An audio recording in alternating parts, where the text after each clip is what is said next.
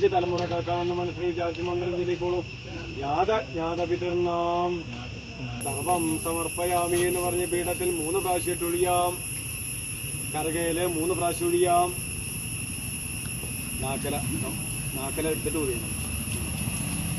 അതിനുശേഷം നാക്കല കമത്തി വയ്ക്കാം. കരകയിലേക്ക് കമത്തി വെച്ചോളൂ. ഇനി ഒരേതുള്ള പൂവെടുത്തിട്ട് കിഴക്കോട് നോക്കി ആരാധിച്ചു കൊടുക്കാം. കിഴക്ക് ഭാഗം വരെയാണ് പശുക്കളെയും ബ്രാഹ്മണരെയും മനസ്സിൽ വിചാരിക്കാം. കിഴക്കോട്ട് നോക്കി പൂവണിടാം. കിഴക്കോട്ടേക്കിടാം. ഇനി കിഴക്ക് നോക്കിയൊന്ന് തൊഴുകാം. അതിനുശേഷം നാക്കിനൊന്ന് തീർത്ഥം തളിക്കാം. നമ്മൾ ഇരിക്കുന്നതിൻ്റെ ഇടതുവശത്തേക്ക് മലർത്തി വയ്ക്കാം. ശേഷം പീഠത്തിൽ 4 വെള്ളം കൊടുക്കാം. പീഠത്തിലേക്ക് 4 വെള്ളം കൊടുക്കുക. എള്ള തൊട്ടര വെള്ളം കൊടുക്കാം. ചന്ദനം തൊട്ട് 3 വെള്ളം. ചന്ദനം തൊട്ട് 3 വെള്ളം. എള്ള തൊട്ടര വെള്ളം കൊടുക്കാം. ഓരോ ഏതുള്ള പൂവായിട്ട് 3 പ്രാവശ്യം പ്രാർത്ഥിച്ചു വയ്ക്കാം. എള്ളിൽ തൊട്ട് 1 വെള്ളം കൊടുക്കാം. ഇനി ഒന്ന് എഴുന്നേറ്റ് ഒരു പ്രദക്ഷിണം വെച്ചിട്ടൊന്ന് നമസ്കരിക്കാം. പ്രദക്ഷിണം നിൽക്കുന്നിടത്തൊന്ന് ബലം വയ്ക്കാം. അതിനുശേഷം ഒന്ന് നമസ്കരിക്കാം. അല്ലെങ്കിൽ ഒന്ന് തൊട്ട് വന്ദിക്കാം. ഒന്നുകൂടി അവിടെ തന്നെ ഇരുന്നോളൂ. ഇനി എള്ള്, പൂവ്, ചന്ദനം, തീർത്ഥം കയ്യിലെടുക്കാം. 2 കയ്യിലുമാക്കി ഉയർത്തി പിടിക്കാം. പിതൃവിന് സന്തോഷമാക്കി പിതൃലോകത്തേക്ക് എന്നെ പറഞ്ഞയക്കുകയാണെന്ന് വിചാരിച്ച് 3 പ്രാവശ്യം ബലിസ്ഥലത്തൊഴിയാം. മേപ്പോട്ടിക്കനിടാം.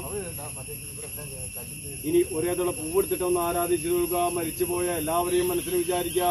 പീഠത്തിലിടവയ്ക്കാം. ശേഷം നാക്കിലേക്ക് ബലിസ്ഥലത്തുള്ള എല്ലാം മാറി വയ്ക്കാം. നാക്കിലേക്ക് ബലിസ്ഥലത്തുള്ള എല്ലാം മാറി വയ്ക്കാം. എല്ലാം മാറിക്കഴിഞ്ഞാൽ നാക്കല ചീന്തലേക്ക് വയ്ക്കാം. എല്ലാം മാറിക്കഴിഞ്ഞാൽ നാക്കല ചീന്തലേക്ക് വയ്ക്കാം. നാണയെടുത്ത് കൈ പിടിക്കാം. കിണ്ണത്തിലെ വെള്ളം കളഞ്ഞിട്ട് കമത്തി വയ്ക്കാം. നാണയം എടുത്ത് കൈ പിടിക്കാം. കിണ്ണത്തിലെ വെള്ളം കളഞ്ഞിട്ട് കമത്തി വയ്ക്കാം. ഇല 2 പാടെ കൂട്ടിപ്പിടിച്ചിട്ട് എഴുന്നേറ്റോളൂ. തലയ്ക്ക് മുകളായിട്ട് പിടിക്കാം. തലയ്ക്ക് മുകളായിട്ട് പിടിക്കാം.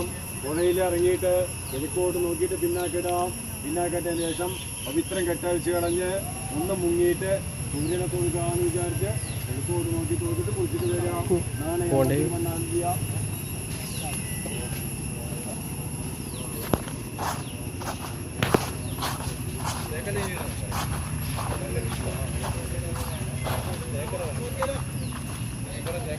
എല്ലാ സാധനങ്ങൾക്കും നികർത്തെ ഇവിടെ ചെയ്യും.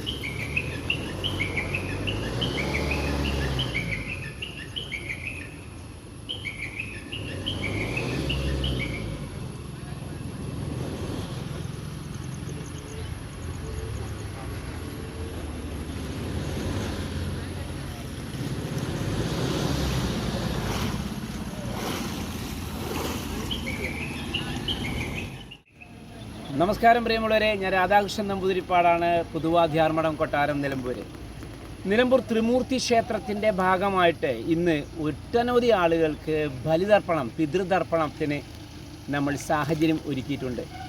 ഒരുപാട് ആളുകൾക്ക് വേണ്ട സഹായ സഹകരണങ്ങളും അന്നദാനവും ഒക്കെ നമ്മളെ കൊണ്ട് കഴിയുന്ന പോലെ ചെയ്തിട്ടുണ്ട്. ഇത് അമരമ്പലം ശിവക്ഷേത്രമാണ്. നമ്മുടെ പേര് കേട്ട അമരമ്പലം കോവിലകം വക ശിവക്ഷേത്രമാണ് ഇത്, പൂക്കുട്ടുംപാടം. ഇന്ന് എൻ്റെ പിതൃക്കൾക്ക് വേണ്ടി, എൻ്റെ അച്ഛൻ AK നാരായണൻ നമ്പൂതിരിപ്പാടിന് വേണ്ടി, അതുപോലെ എൻ്റെ അമ്മ പുഷ്പലതമ്മയ്ക്ക് വേണ്ടി, അവരുടെ അച്ഛൻ വിഷ്ണു നമ്പൂതിരിപ്പാടിന് വേണ്ടി, പാർവതി അമ്മയ്ക്ക് വേണ്ടി, അങ്ങനെ ഓരോ ഞങ്ങളുടെ പിതൃക്കൾക്കൊക്കെ വേണ്ടി വർഷത്തിൽ ഒരു ദിവസമെങ്കിലും എന്നെപ്പോലുള്ള ആളുകൾക്ക് നമ്മൾക്ക് ഒരിത്തിരി സമയം മാറ്റിവെക്കാൻ നമ്മൾ സമയം കണ്ടെത്തണം. അവിടെ കുലമോ ഗോത്രമോ ജാതിയോ ഒന്നും തന്നെ നമ്മൾ നോക്കേണ്ടതില്ല.